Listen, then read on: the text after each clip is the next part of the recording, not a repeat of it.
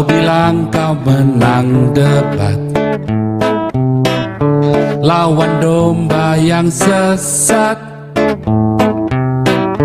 Kau bilang banyak yang tobat. Ini ya, Pak Samtiamer sedang mempersiapkan gugatan ya kepada Bupati Lebak kemarin ya, Bupati Maja itu ya.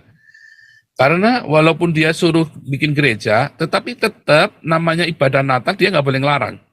Dan dia harus memfasilitasi. Bahkan Bupati harus memfasilitasi, saudara. Ya warganya yang beragama Kristen, Hindu, Buddha, yang ingin merayakan ibadah agamanya. Jadi harus dituntut. Bupati Lebak itu, Bupati siapa tuh? Si Bupati Itil Otong Buaya itu ya. Nah, itu harus kita tuntut itu. Siapa Santi Amer? Pendeta yang berani ngelawan khilafah siapa sih? Cuman saya doang. Betul nggak? Gilbert aja nggak berani kok. Coba sebut pendeta yang berani ngelawan khilafah. Cuman saya. Bener-bener pendeta lah ya. Kalau saya kan bukan pendeta. Nggak ada. Yosua Tehu katanya itu ya cuman omdo doang. Ya malah jangan-jangan dia salah satu pengkhianat di antara kita lagi. Yudas juga jangan-jangan. PGI mana berani dia ngelawan khilafah. Kita bersyukur ya ada orang-orang yang meresponi saya kayak Pak Santi Amer. Saya dengan Pak Santi Amer ini, Pak Santi Amer bukan bawahan saya. Jangan salah ya. Pak Santi Amer ini adalah mitra saya, saudara, di Indonesia. Galarua ini bukan punya saya. Galarua ini punya Pak Tobing, punya Pak Ponto, punya Bu Mantu. Pak Santi Amer anak buahnya Pak Tobing. Oh iya jelas. Pak Santi Amer anak buahnya Pak Ponto. Jelas. Dalam struktur memang begitulah gimana. Direktur Galarua adalah menuruti visi dan misi dari pembina kan. Dari Pak Tobing dengan Pak Ponto. Tapi mana bisa Pak Ponto nurut sama saya. Gak ada urusannya. Beliau ini siapa, saya ini siapa. Maka Galarua ini adalah mitranya saya, saudara.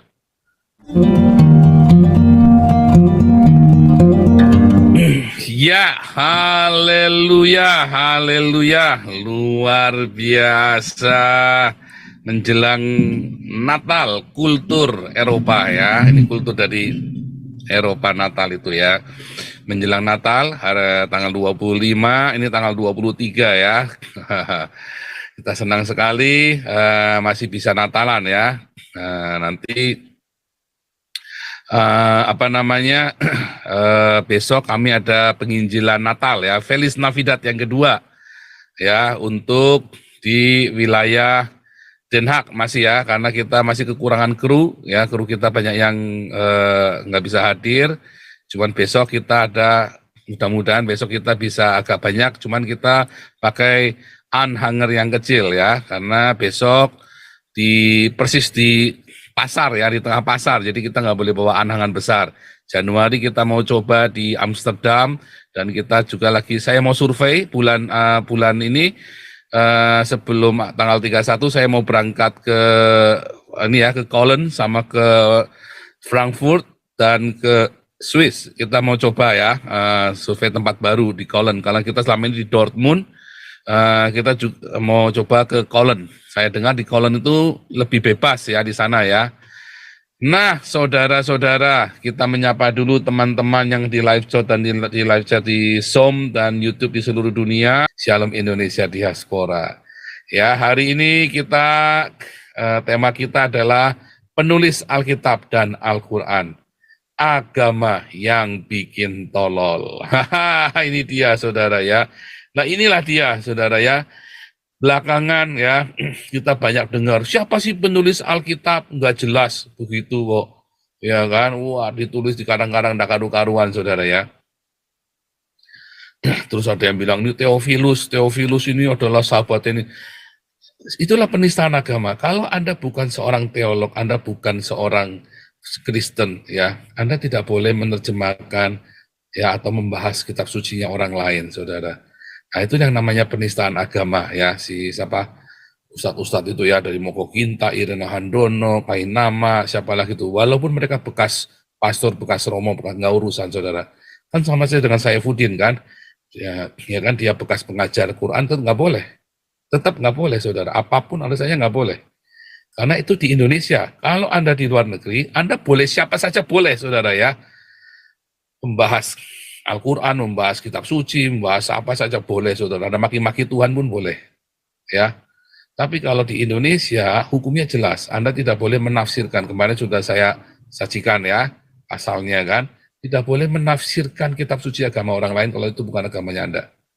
Termasuk Irena Handono, ya, Moko Kinta yang udah mati itu ya kan, Stephen Indra yang udah mampus itu, termasuk Hani Christian, nggak boleh saudara, nggak boleh menafsirkan agama orang lain. Ya, Anda nggak boleh, nggak punya hak, ya, termasuk Saifuddin Ibrahim nggak punya hak untuk menafsirkan Al-Quran. Tapi Saifuddin Ibrahim, saya nggak tahu ya statusnya bagaimana. Yang jelas Saifuddin masih warga negara Indonesia, nggak boleh dia. Kalau saya sudah bukan warga negara Indonesia, saya boleh-boleh saja dan saya dilindungi oleh undang-undang. Ya, saudara ya. Banyak orang bertanya-tanya ya, kamu bertanya-tanya. Tuh ya, kamu tanya, kamu bertanya-tanya. Tanyanya sama orang nggak jelas, saudara ya. Tanyanya sama orang yang sudah murtad. Bagaimana Anda mau dapat kebenaran dari orang yang sudah murtad? Kan begitu, saudara. Makanya kemarin saya sudah menasihati Anda. Kalau mau belajar Alkitab yang benar, jangan belajar Alkitab sama orang murtad. Seperti Kainama, Irina Handono, Stephen Indra, Hani Christian, Agustan, siapa lagi tuh yang ngaku-ngaku pendeta. Anda kalau mau belajar Alkitab, belajarlah sama saya, doktor teologi.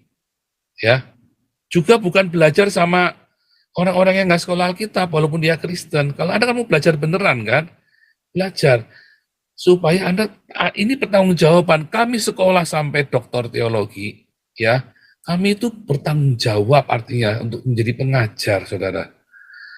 Jadi Anda nggak bisa nanya-nanya Alkitab bahkan sama apologet Kristen yang nggak sekolah teologi, saudara.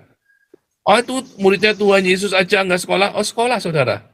Ya, Yesus seorang rabi, dipanggil rabi. Sampai dengan hari ini orang Yahudi kalau dipanggil rabi itu berarti dia sekolah, saudara. Itu adalah gelar kesarjanaan. Ya, bukan sembarang orang dipanggil rabi begitu, enggak, saudara. Dia harus sekolah dulu. Ya, dan seorang rabi ya di dalam aturannya boleh mendirikan sinagog. Ya, aturannya 12+1.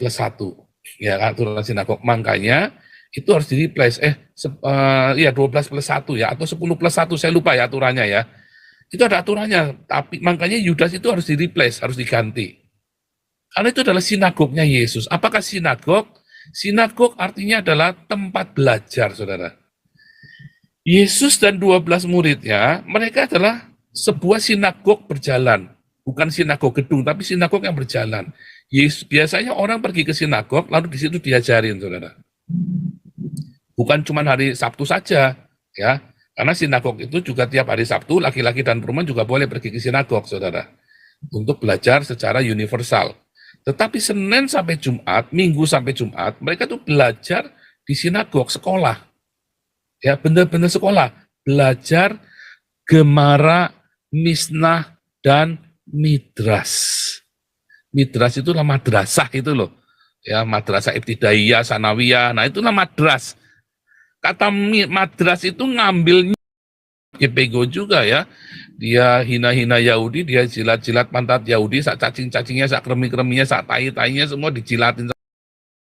Istilah-istilahnya kan. Ya, madras, nggak madrasah, itulah midras. Ya, itulah midras, saudara. Kata tarjamah itulah targum, saudara. Targum itu artinya tarjamah, terjemahan itu loh. Terjemahan berbahasa Aramaik. Jadi targumim artinya targum, terjemahan. Ya, ini geblek juga ya. Dia dia hina-hina Yahudi, dia jilat-jilat pantatnya, sakremi-kreminya, lalu mencari pembenaran dari orang Yahudi. Bingung. Makan onta pula kan, minum kencing onta. Nah, itu dia ya. Nah, ketika ada orang Kristen yang nggak disunat, ngomel-ngomel. Kalau saya boleh, saudara ya, saya boleh menafsirkan semua dalam Islam karena di Belanda ini diizinkan, ya. Sebentar, sebelum kita lanjut, saya minta bantuan dulu tes suara. Raja Uti, tes suara. Ya, Pastor. Lulus. Pak Santiamer Hailoho. Ya Pak. Lulus. Shalom. Shalom. Bu Lisoy. Shalom. Oke, hadir. Kohos langsung ya. Oke, sudah. Jadi saya nanti nggak terganggu dengan keluar masuk ya. Kalau ada yang keluar masuk ini, Pak HW juga sudah. Andi USA sekalian. Tes Andi USA, tukang bisnis dari Amerika. Aman, Pastor. Aman. Oke, Kohos langsung ya. Oke, saya mute all ya. Nah, balik lagi saudara. Lalu saudara, orang-orang kita dia pertama ya, tadi kata madras. Midras itu madrasah, ya midras. Itu artinya sekolah, belajar, ya. Nah, sinagog, murid-murid Yesus ini belajar dengan sinagog Yesus selama 3,5 tahun 24 jam, saudara. Hidup bersama Yesus. Artinya mereka sekolah. Nah, Anda yang tidak bersekolah, tidak ada gurunya, sebaiknya Anda punya guru. Entah Anda pergi ke sekolah teologi ya, harus ya saudara ya. Atau Anda punya mentor khusus dalam sebuah kursus Alkitab. Misalnya nih, tempat Bambang Nursena, itu kan Bambang Nursena punya padepokan di situ. Artinya Anda di bawah bimbingan Bambang Nursena. Atau Anda ikut di dalam Hagios Internasional. Ya, kami sudah meluluskan ya 600 alumni lebih, saudara ya. Bulan ini ya ada tambahan lagi ya. Bulan ini kita ada tambahan 30 lagi, saudara, dari kelas Evangel. 60 lagi. Ada tambahan 60 orang lagi ya. Jadi kita sudah 700. Ya, nanti saya lagi bikin listnya ya. Total sudah berapa ini Pak Richard Owen, soalnya yang ada ini ya, ada rekap. Kita sudah angkatan ke-25 ya, kita buka angkatan ke-25 untuk kelas evangelis ini ya saudara ya, angkatan ke-25, mana nih kelas evangelis. Januari kita ada buka baru ya, kelas evangelis hari Kamis ya. Januari hari Kamis, ya benar hari Kamis, jam 7:30 karena winter ya, karena selama winter kita beda 6 jam supaya saya jangan terkobo-kobo. Pagi saya kerja soalnya ya, pagi saya ada kadang-kadang saya ada gabung dengan organisasi lain, kadang-kadang saya sebagai pengajar, kadang-kadang saya freiwilliger ya sebagai pekerja sosial di sebuah panti untuk anak-anak yang cacat. Dan saya juga sambil kuliah ya, jadi kacau sekali ya, jadwal saya memang cukup padat sekali. Ngos-ngosan juga ya, saya kuliah juga di Haifa juga sambil kuliah ya, saya kuliah lagi ya, jadi cukup padat saya. Nah, makanya kita atur waktunya seperti itu. Nah, Anda bisa ikut kelas evangelis, saudara, atau ikut seminari online yang saya adakan. Ya, di kelas evangelis, ya kita sudah ada lanjutan ya, sudah ada lanjutan kelas apologetik dan apologetik 2 menjawab Islam, juga kelas apostolik, ya. Di kelas evangelis Anda diruntuhkan semua dogma-dogmanya. Anda back to the Bible. Di kelas apologetik kita membangun dogma. Ya, membangun dogma Anda sendiri. Saya kasih contoh lalu Anda bisa bangun dogma sendiri. Di kelas apologetik menjawab Islam, kita berapologetik terhadap serangan-serangan dari Islam. Nah, kelas apostolik adalah membangun komunitas. Nah, di Hagios seminari online, ya itu Anda diajarin teorinya semua supaya Anda bisa menjadi pengajar. Ya, dipersiapkan. Jadi Anda tahu teorinya dari awal, saya bangun. Supaya Anda bisa menjadi pengajar, dan di Hagios Seminari Online itu, pengajar-pengajarnya adalah orang-orang yang benar-benar ya, yang dari doktor-doktor teologi atau memang di bidangnya, dia profesional di bidangnya. Ya, dan kita bentuknya adalah seminari. Jadi itu adalah ajaran dari denominasinya kita, Hagios, ya, Gereja Hagios. Ya, namanya pengikut jalan Tuhan. Ya, denominasi kita adalah pengikut jalan Tuhan, saudara ya. jalan Tuhan ya, hodos ton theon ya, hodos ton kurion, mengikut jalan Tuhan ya. Kita belajar back to the Bible semuanya. Lihat semua alumni-alumni kita yang boleh memaki hanya saya. Kenapa? Karena saya bebas, saya kebal hukum, dan saya melakukan suara kenabian. Tapi semua alumni saya larang, nggak boleh. Ya, jadi kalau ada yang memaki itu bukan murid kami, saudara ya.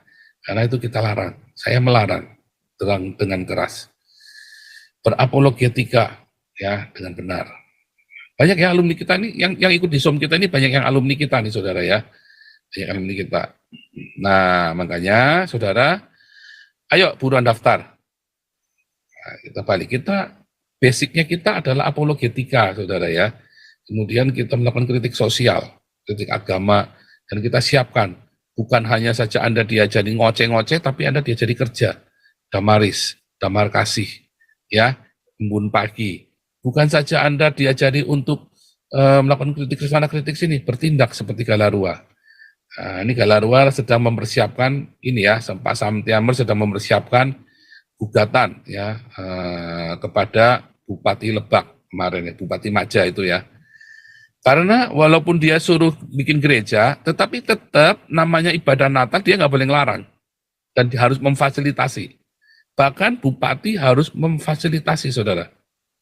Ya warganya yang beragama Kristen, Hindu, Buddha, yang ingin merayakan ibadah agamanya.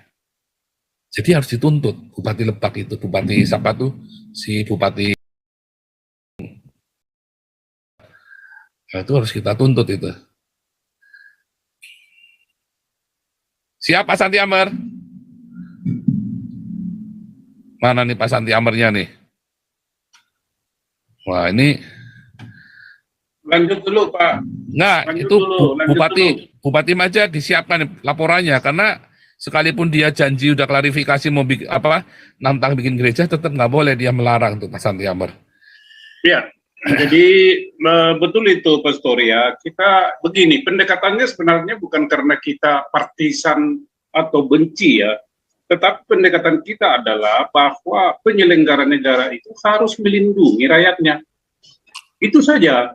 Kemudian kalau dia mengatakan harus pakai izin, itu sesuatu yang lucu ya. Harusnya dia yang ngurusin izinnya. Nah, lucu itu ya.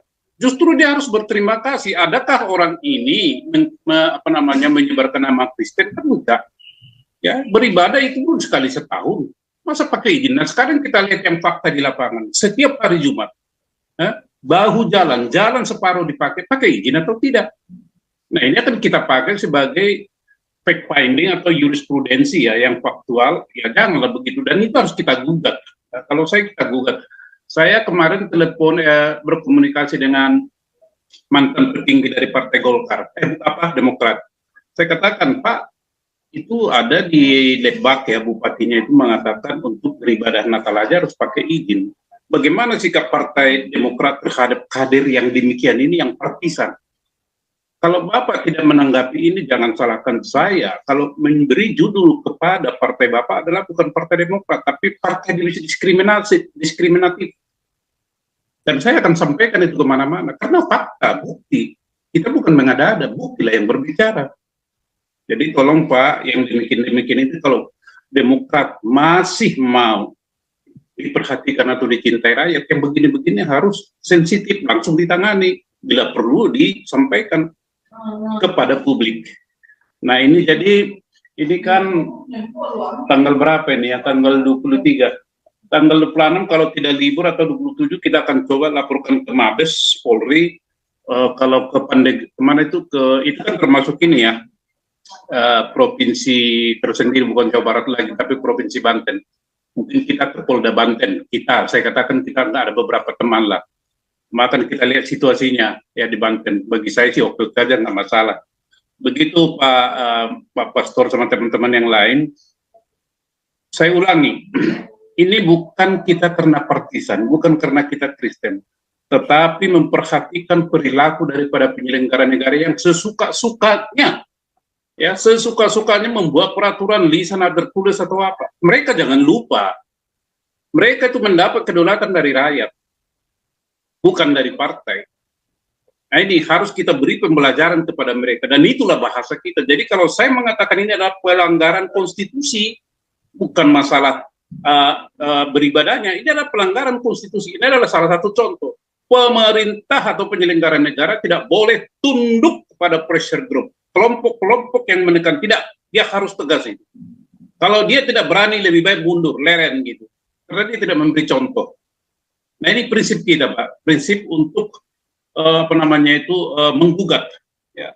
Sekali lagi saya katakan ini bukan masalah partisan, tetapi bagaimana penyelenggara negara melaksanakan tugasnya. Dan adakah peraturan yang mendukung omongannya itu? Harus izin. Di mana itu? Di mana? Nah, kalau begitu Anda bicara demokrasi atau diktator? Nah, ini yang kita sampaikan nanti sebagai argumen, landasan argumen kita untuk menggugat atau melaporkan si bupati ini, ya, siapapun itu, apakah bupati misalnya di Minahas atau di Batak sana, kalau aneh-aneh tetap kita laporkan, nggak ada urusan. Begitu Pak Pastor Paul, mohon dukungan dan doanya. Ini kan Galarua ini seperti pinisi Nusantara itu, Pak, yang menerjang ombak dan badai. Karena Pancasila udah mau jatuh kan, untung belum tenggelam. Terima kasih teman-teman, Tuhan memberkati kita semua. Luar biasa. Nah, begitu ya. Jadi bukan karena masalah Kristen apa agama apapun, saudara ya. Agama apapun. Ya, kita kembali ya. Kembali dengan bertanya-tanya. Kamu nanya, kamu bertanya-tanya. Nah, kalau Anda mau belajar Al-Quran yang benar, ya sama Quraisy Shihab, sama Gus Miftah, sama Gus Baha, sama siapa lagi itu ya? Syakur, Gus Syakur. Ya, Syakur. Masih hidup orangnya. Kalau Anda mau belajar Alkitab, ya belajar sama saya, sama Bambang Nursena, ya, sama Muri Wali. Masih hidup orangnya. Jangan sembarangan juga belajar sama Rudi Yohanes, Anda belajar ngeyel. Ya. Belajar Alkitab sama Rudi Yohanes, dia jadi ngeyel Anda itu. Ya. Sama yang jelas sekolahnya, saudara. Ya kan? Yang memang sudah memang itulah sekolahnya, itulah pekerjaannya, ya. Nah, begitu saudara ya. Anda belajar Al-Quran jangan sama Saifuddin. Nyatanya Saifuddin murtad. Kalau Anda melakukan perbandingan, Anda bertanya mengapa Saifuddin murtad? Boleh. Anda bertanya mengapa Kaimana murtad? Ya bisa. Tapi kalau Anda belajar Alkitab sama Kaimana, belajar Al-Quran sama Saifuddin, Anda salah, saudara. Karena mereka tidak menafsirkan Quran dengan benar, maka Saifuddin murtad. Karena Kaimana tidak menafsirkan Alkitab dengan benar, maka dia murtad. Begitu. Ya. Karena Irina Handono pengen kawin 3 kali, makanya ya murtad. Tafsirnya yang ngawur, tafsirnya suka-suka dia. Namanya tafsir itu, orang itu menafsirkan punya perspektif sendiri-sendiri. Orang yang penuh kebenciannya, tafsirnya dengan kebenciannya dia. Faktanya sama, tergantung dia memandang. Kan gitu kan, itu kan perspektif. Ya, Anda melihat demi di tadi kayak kemarin ya, yang apa namanya, yel-yel, aku rela istriku ditiduri Habib Rizik itu ya. Nah, itu kan terserah Anda. Kalau saya kan bilang ini kan, itu saudara ya. Nah, sebentar ini biarkan kita nih, Raja Uti silakan, biar rakyat jelata.